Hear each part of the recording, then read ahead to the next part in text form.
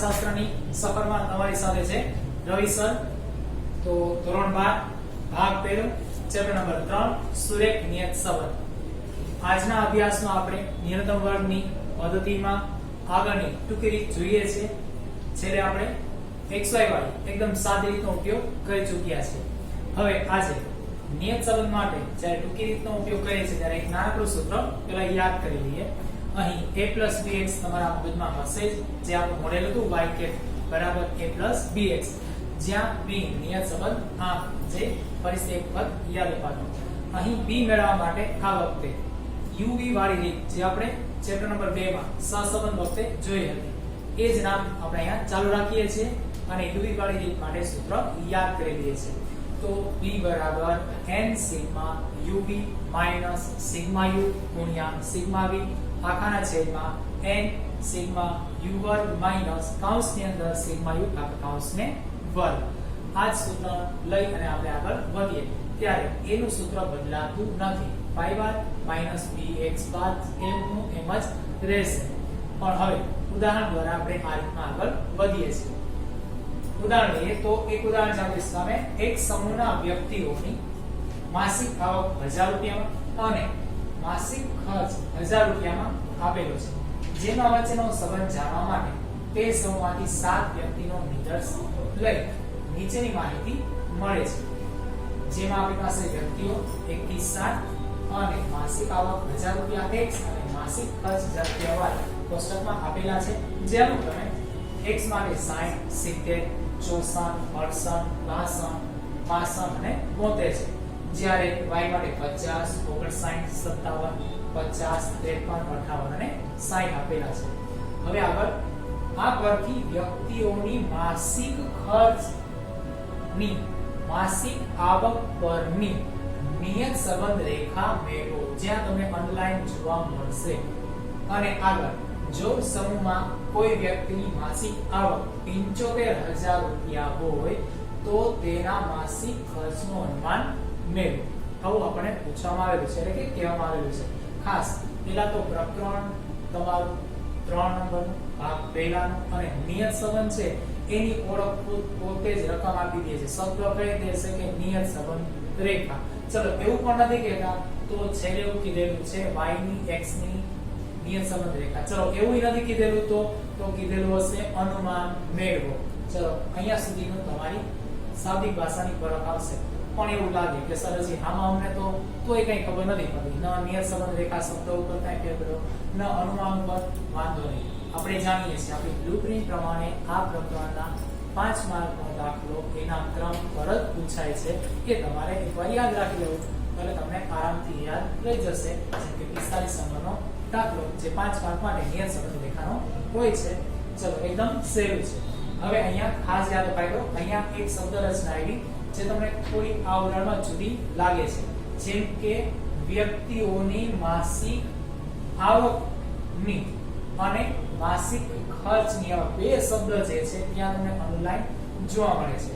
જેમ કે માસિક આવક એ તમારો આધાર હોય એવું મને અહીંયા જણાય છે, અને માસિક ખર્ચ એ તમારું કાર્ય હોય એવું જણાય છે। કારણ શું જાણી લઈએ। ચલો આવક આવે તો ખર્ચ થશે કે ખર્ચ કરીએ તો આવક આવશે? વિચારો, થોડું ખટપટું લાગે છે, તમારું બે બાજુ કઈક સંબંધ છે, ખર્ચ હોય એ પ્રમાણે આવકે મેળવી શકાય એવો સંબંધ છે, અને આવક હોય એટલો ખર્ચે કરી શકાય એ દિશામાં સંબંધ છે। હા સાચી વાત, પરસ્પર છે, બંને દિશામાં અહીંયા વાત આગળ વધે છે, એટલે કે કાર્ય અને કારણના સંબંધો બે દિશામાં બંધ બેસતા છે। પણ અહીં આપણે ખાસ આપણા પ્રકરણના અભ્યાસના હદમાં રહીએ તો y ની x પર ની નિયત સંબંધ રેખાનો અભ્યાસ લેવાનો છે।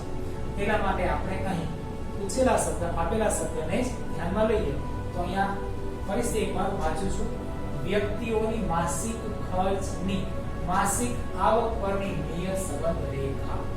તો કહેવાનો મતલબ એવો છે કે અહીં તમારે y ની x પર નિયત સંબંધ રેખા જ તૈયાર કરવાની છે। એ કેમ ખબર પડશે?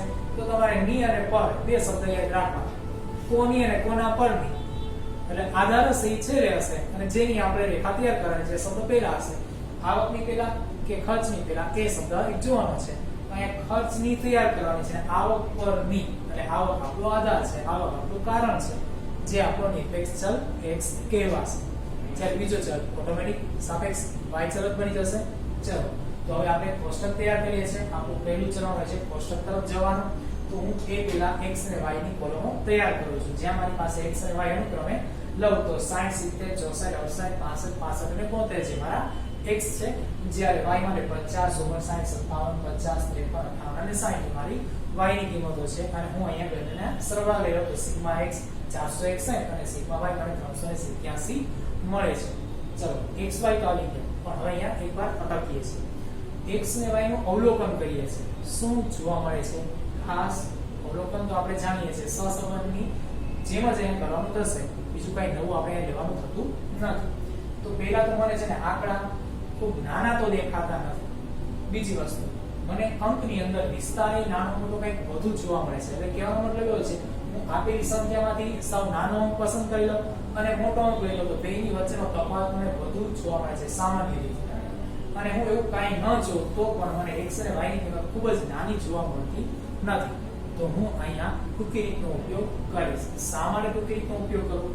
તો મને ગણતરીમાં કોષ્ટક તૈયાર કરતી વખતે કોષ્ટકની ગણતરી અને નિયત સંબંધ મોડેલ વખતે મારે a ને b તૈયાર કરવા છે તો બેની ગણતરી મને નાના અંકમાં એકદમ સરળતાથી પ્રાપ્ત થઈ શકે છે.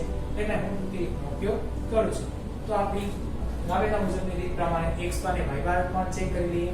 તો અહીં x બાર માટે સિગ્મા x છે તો n વાળું સૂત્ર લઈ લઈએ તો આપણા n છે 7 તો 461 ભાગ્યા 7 તો મને x બાર મળે છે 65.86. જ્યારે મારા y બાર સિગ્મા y છે માં n 387 ભાગ્યા 7 જે કોષ્ટક પરથી મેં કિંમત લીધેલી છે જે 55.29 મળે છે. તો અહીં x બાર અને y બાર બંને અપૂર્ણાંક છે. બેમાંથી એક કે કોઈ બંને આ બેમાંથી કોઈ એક શરત લાગુ પડતી હોય મધ્યકો અપૂર્ણાંક હોય તો આપણે જાણીએ છીએ કે ટૂંકી રીતનો ઉપયોગ કરાય. ચલો હવે આપણે આગળ તૈયાર કરીએ કોષ્ટકની બાકીની કિંમતો એટલે કે કોલમ. x y માંથી મારે પુનરાવર્તિત કરી કોઈ નવી કિંમતો તૈયાર કરી છે પણ એને આપણે શું કરીએ છીએ x y કિંમત તરીકે નથી લેતા. તો જેને આપણે u નામ આપેલું હતું એટલે કે પરિવર્તિત ચલ નો ઉપયોગ કરેલો હતો તો એ ફરીથી આપણે અહીંયા કરીએ છીએ. જેમ કે મારે x ને u માં અને y ને b માં બદલાવા છે તો હું શું કરીશ? આપણી પાસે u અને v નું સૂત્ર છે x a અને y b. જો જરૂર પડે તો x ને સિવાયનો ઉપયોગ કરીએ છીએ પરંતુ અત્યારે અહીં ટાળીશું એ ઉપયોગને. તો અત્યારે મારી પાસે છે u માટે x a જેમાં a માટે હું x માંથી કોઈ પણ કિંમત ધારી શકું છું. તો હું અત્યારે 65 કિંમત ધારું છું. તમે પણ આમાં તમારી રીતે કોઈ પણ કિંમત ધારી શકો છો. x માંથી હું અત્યારે 65 લઉં છું. તો હું શું કરીશ? x ની પ્રત્યેક કિંમતમાંથી 65 બાદ કરીશ. તો અત્યારે u તૈયાર કરવા માટે હું 60 માંથી 65 70 માંથી 64 માંથી 68 માંથી 62 માંથી 65 માંથી અને 72 માંથી 65 અનુક્રમે બાદ કરું છું. તો મને અત્યારે u મળે છે અનુક્રમે -5 5 -1 3 -3 0 અને 7 અને મારા સિગ્મા u મળે છે 6. હવે આ p તૈયાર કરવો છે મારે તો એના માટે મારે જોશે y - b. હું અત્યારે સિવાયનો ઉપયોગ કરવાનો નથી કેમ કે એટલી બધી આવશ્યકતા જણાતી નથી. એટલા માટે જો કિંમતો વધુ નાની કરવાની આવશ્યકતા હોય એટલે જરૂરિયાત હોય તો જ ઉપયોગ કરશે cx કે cy નો. અત્યારે એટલી જરૂરિયાત લાગતી નથી. તો હું y માટે કોઈ કિંમત p ધારું તો y માંથી જ 55 ધારું છું કેમ કે નજીકની કિંમતો મને દેખાય છે એટલા માટે. અને મારો મધ્યક જે આવે છે y બાર એ 55.29 છે એની નજીકની એ પણ પૂર્ણાંક સંખ્યા મને દેખાય છે 55 એ હું લઈ શકું છું. અથવા તમારી પાસે બીજી રીતો છે જેમ કે સૌથી નાનો અવલોકન લેવો સૌથી મોટો અવલોકન લેવો તો આપણે લઈ શકીએ છીએ. ચલો હું 55 લઉં છું તો y ની દરેક કિંમતમાંથી 55 બાદ કરું જેમ કે 50 માંથી 59 માંથી 57 માંથી 50 53 58 અને 60 માંથી તો મને v માટેની અનુક્રમિક કિંમતો મળે છે -5 4 2 -5 -2 3 અને 5. જ્યારે સિગ્મા b આવ્યા 2. ઓકે તો u અને v તૈયાર છે. ચલો નેક્સ્ટ ચરણ એના પછીની કોલમમાં જઈએ તો આપણે તૈયાર કરવાના હોય છે uv જ્યાં uv માટે u અને v ની કોલમનો ગુણાકાર -5 ગુણ્યા -5 25 થશે 5 ગુણ્યા 4 20 થશે.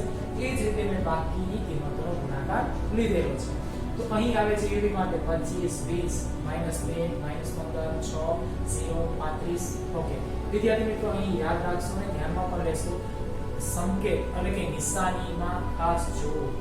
નિશાનીના નિયમનો જ્યાં ઉપયોગ આવે છે ત્યાં ઉપયોગ કરશો જેમ કે અહીંયા છે -1 ગુણ્યા 2 -2 થયા, અને અહીં 3 ગુણ્યા -5 તો -15 થયા, એના પછી -3 ગુણ્યા -2 તો +6 થયા. એનું ખાસ ધ્યાન રાખવું. આવી નાની ગણતરીઓ ઉતાવળમાં ક્યારેક ચૂકાઈ જતી હોય છે. આખો દાખલો એવડો મોટો અને આવી મોટી જેની કે ગણતરી હોય ત્યારે આવું ધ્યાનમાં કદાચ ન પણ આવે, અને છેલ્લે જવાબ વખતે આપણને એ વસ્તુઓ ત્વરિત રીતે જોઈ શકાતી પણ નથી. એટલે ખાસ સચોટતાઓ રાખવી અને થોડી સ્પષ્ટતાઓ પણ રાખવી.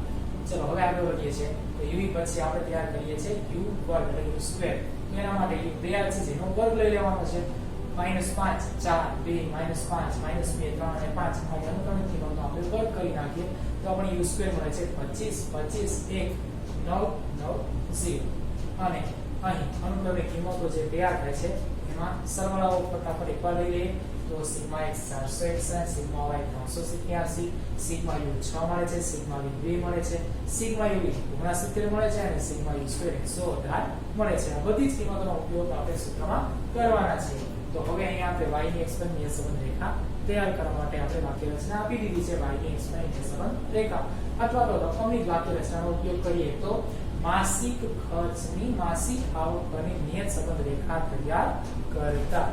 આનો ઉપયોગ વધુ સારો અને એક શાબ્દિક ભાષામાં આનંદ પણ લાગે છે, બહુ કરી શકાય. ચલો હવે સાંકેતિક ભાષામાં મોડેલ લખી નાખીએ. y કે બરાબર a plus bx, જ્યાં a અને b તૈયાર કરવા છે. તો હું b માટેનું સૂત્ર લઉં છું, જેમાં b બરાબર n sigma u minus sigma u ગુણ્યા સિગ્મા v આખાના છેદમાં n સિગ્મા u વર્ગ માઈનસ સિગ્મા u આખાને વર્ગ. આ સૂત્ર છે. એમાં કોષ્ટકમાં હમણાં જ જે તૈયાર કરી એ કિંમતો આપણે ત્યાં શું કરીએ છીએ, લઈ આવીએ છીએ અને કિંમતો મૂકીએ છીએ. યાદ અપાઈ દો અવલોકનો n આપણા 7 છે. ચલો તો n આપણે લઈએ છીએ 7, સિગ્મા u આપણે લઈ ગયા છે 69 માઈનસ સિગ્મા u 6 અને સિગ્મા v 2 મૂકવામાં આવ્યા છે. છેદમાં જઈએ ત્યારે n આપણા 7 રહે છે, સિગ્મા u વર્ગ આપણા 118 છે, અને સિગ્મા u 6 અને સૂત્ર પ્રમાણે કૌંસને વર્ગ આપ્યો છે. અંશમાં સાદુરૂપ લઈએ અને છેદમાં પણ સાદુરૂપ લઈએ છે. તો અંશમાં 7 ગુણ્યા 69 અને 6 ગુણ્યા 2 કરતા આપણને અનુક્રમે 483 માઈનસ 12 મળે છે, જ્યારે છેદમાં 118 ગુણ્યા 7 અને 6 નો વર્ગ એની કિંમતો અનુક્રમે 826 અને 36 મળે છે. જ્યારે અંશ છેદની બાદબાકી અનુક્રમે આપણને મળે છે 471 છેદમાં 790. જ્યારે બંનેનો ભાગાકાર 0.60, પરંતુ આ 0.60 એ રાઉન્ડ ફિગર લીધેલા છે, જ્યાં દશાંશ ચિહ્ન પછીના બે સ્થાનિક કિંમતો આપણે લેશું ગણતરીની સચોટતા અને સરળતા ખાતર. ચલો હવે આગળ જોઈએ તો b આપણા નિયત સંબંધના તૈયાર છે. હવે a બરાબર y બાર માઈનસ bx બાર, જ્યાં આપણા y બાર ઉપર તૈયાર કર્યા હતા પહેલા ચરણમાં આગળમાં, તો એની કિંમત લઈ આવીશું, અને x બાર પણ ક્યાં તૈયાર કર્યા હતા એની કિંમતો સૂત્રમાં લઈ આવીશું. તો અહીં y બાર છે 55.29, જ્યારે માઈનસ b ની કિંમત આપણે હમણાં જ મેળવી 0.60, જેને 0.6 પણ લખી શકીએ છીએ, અને x બાર ની કિંમત મૂકી દઈએ છીએ એના કૌંસમાં ગુણાકારમાં, જે છે 65.86. બંનેનો ગુણાકાર લઈ અને આપણે 55.29 માંથી બાદબાકી લઈએ તો આપણને a મળે છે 15.77. તો આપણા a તૈયાર છે. તો અહીં a અને b બંને તૈયાર થઈ ગયા છે. તો તેને આપણે નિયત સંબંધ મોડેલમાં મૂકી દઈએ તો y બરાબર a ના સ્થાને મૂકું છું 15.77 પ્લસ b ના સ્થાને મૂકું છું 0.60 અને x એમના એમ જ. તો મારું નિયત સંબંધ મોડેલ છે y બરાબર 15.77 પ્લસ 0.6x અથવા તો 0.60x એવું પણ લખી શકાશે.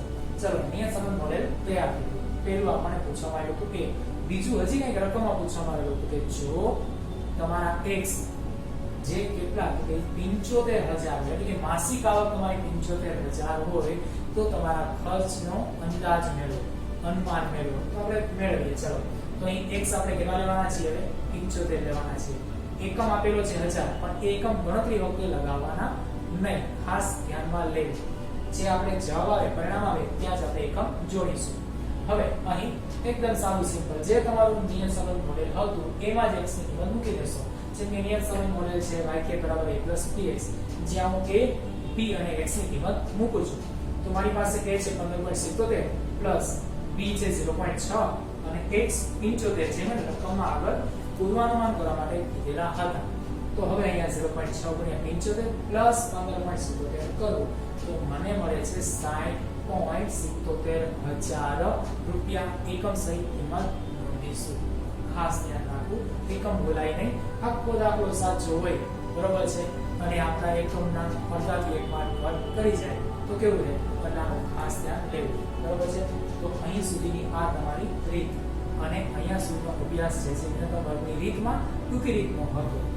આ જ રીતનો તમે અભ્યાસ કરી અને તમે આ જ પ્રકારના દાખલાઓ જાતે ગોતી અને સ્વાધ્યાય કરશો.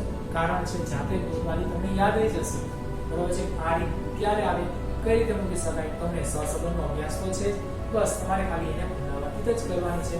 તો અહીં આપણે યુનિની રીત એટલે કે ટૂંકી રીતનો અભ્યાસ આજે કરેલો છે. જરૂર જણાય તો જે પાર્ટ્સ અંદર તમને ગણતરીમાં કોઈ મુશ્કેલી હોય તો એ પ્રકારની વિડિયોની ક્લિપને પુનરાવર્તિત કરી અને એકવાર જોઈ લેશો.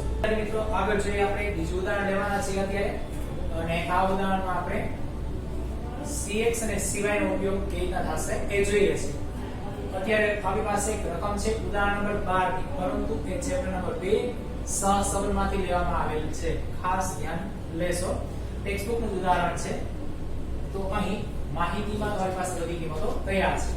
નીચેની માહિતી પરથી નફાના વેચાણ પરની નિયત સંબંધ રેખા મેળવો. ઉદાહરણ કરું છું. નીચેની માહિતી પરથી નફાની વેચાણ પરની નિયત સંબંધ રેખા મેળવો. કરી દેવામાં આવ્યું છે નફાની વેચાણ પરની. તો વેચાણ પરની એટલે વેચાણ આધાર આપે છે, વેચાણ આધાર આપે છે એટલે આપણું કારણ છે અને આધાર કોણ લે છે તો કે નફો. અને આમે સામાન્ય રીતે જો તો વેચાણ થાય અથવા વેચાણ વધે એ પ્રમાણે જ નફો જે છે મૂલ્ય કાપવું હોય છે એટલે કે મૂલ્યમાં ફેરફાર નફામાં જોવા મળતો હોય છે. ઉપરાંત આગળ એવું કીધેલું છે કે જો વેચાણ 3 કરોડ રૂપિયા હોય તો નફાનું અનુમાન મેળવો એટલે કે પૂર્વ અનુમાન તૈયાર કરો. હવે કિંમત આપેલી છે u બરાબર x - 2 છેદમાં 0.1, v બરાબર y - 5600 છેદમાં 100, n 9 આપેલા છે, સિગ્મા u 121 આપેલા છે, sigma u 0, sigma v 8, sigma u વર્ગ 60 આપેલા છે. ઉપરાંત x બાર 2 આપેલા છે અને y બાર 5611.11 આપેલા છે.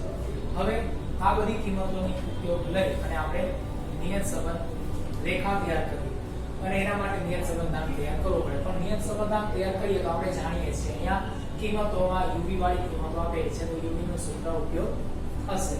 બીજી વસ્તુ ટૂંકી રીતનો ઉપયોગ નથી, મોટા સૂત્રવાળી રીતનો ઉપયોગ થયેલો છે, પરંતુ કોષ્ટક રચના તૈયાર કરવાની આવશ્યકતા નથી કારણ કે બધી કિંમતો તૈયાર છે. ઓકે, હવે અહીં આપણી પાસે a અને b અને cx અને cy તૈયાર છે એ એકવાર જોતા છે. જેમ કે u ની કિંમત આપેલી છે x - 2 છેદમાં 0.1 એટલે અહીં a નું સ્થાન છે ત્યાં 2 છે અને cx ના સ્થાને 0.1 આપેલા છે. એનો મતલબ એવો થશે કે a ની કિંમત 2 લેવાની અને cx ની કિંમત 0.1 લેવાની છે. એ જ રીતે b ની કિંમત 5600 થશે અને cy 100 થશે કારણ કે v બરાબર y - 5600 ના છેદમાં 100. તો b અને cy ક્રમશઃ 5600 અને 100 આપેલા તૈયાર છે જેને આપણે સૂત્રમાં લઈ જઈએ છીએ. તો આપેલી બધી કિંમતો હવે સૂત્રમાં લઈએ તો એના માટે નિયત સંબંધ રેખા જે છે એ નું વાક્ય આપણે રજૂ કરી દઈએ. નફાની વેચાણ પરની નિયત સંબંધ રેખા મેળવવા. રેખા દસે y કે બરાબર a + bx જે આપણું મોડેલ હોય છે હંમેશા માટે.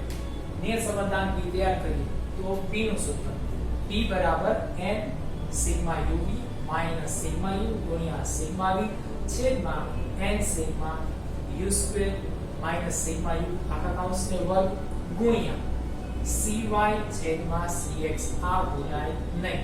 અત્યારે કિંમત લીધેલી છે cx ને cy ની તો આપણે એનો ઉપયોગ કમ્પલસરી કરવો જ રહ્યો, નહીતર અહીં ગણતરી ખોટી આવશે. જો સહસંબંધ હોય તો ત્યાં આવશ્યકતા નથી, પરંતુ નિયત સંબંધમાં cx ને cy ઉપયોગ કર્યા હોય તો સૂત્રમાં લેવાના જ. હવે અહીં કિંમતો લઈએ તો n 9 છે, સિગ્મા u 121 છે, સિગ્મા u 0 છે, સિગ્મા v 1 છે છેદમાં n 9 આવશે, સિગ્મા u² 60 છે અને સિગ્મા u 0 જેને સૂત્ર પ્રમાણે વર્ગ આપેલા છે ગુણ્યા cy ની કિંમત 100 આપેલી છે એટલે શું cx 0.1 આપેલા હતા એમ મૂકી દીધા. સાદુરૂપ લઈએ અંશમાં 9 ગુણ્યા 21 0 ગુણ્યા 1 કરેલા છે તો સાદુરૂપ આવે છે 1089 - 0 9 ગુણ્યા 60 540 0 નો વર્ગ 0 છે. ઉપરાંત 100 ભાગ્યા 0.1. હવે અહીં અંશમાં અને છેદમાં બાદબાકી લઈએ તો 1089 છેદમાં 540 ગુણ્યા 100 છેદમાં 0.899 હવે સાદુરૂપ તો અહીં 10,000 સોરી અહીં આપણે સાદુરૂપ લઈએ છે તો 1089 ગુણ્યા 100 કરી છેદમાં 540 ગુણ્યા 0.8 કરી નાખીએ તો આપણી પાસે અહીંયા તૈયાર છે 1,08,900 અને છેદમાં 54 જ્યારે સાદુરૂપ આવે છે 2,16.67 જે આપણા બી તૈયાર છે હવે એ તૈયાર કરીએ a બરાબર y બાર માઈનસ px માં જ્યાં x બાર y બાર અને b ત્રણેય તૈયાર છે કિંમત મૂકી દઈએ 5,411.11 માઈનસ b ની કિંમત છે 2,416.67 ગુણ્યા 2 બેનો ગુણાકાર લઈએ અને સાદુરૂપ આપીએ તો 5,611.11 માંથી 5 કરતા આવે છે 1,577.77 જે એ તૈયાર છે તો a અને b ને આપણે નિયત સંબંધના મોડેલમાં મૂકી દઈએ તો અહીં છે a + bx બરાબર 1577.77 પ્લસ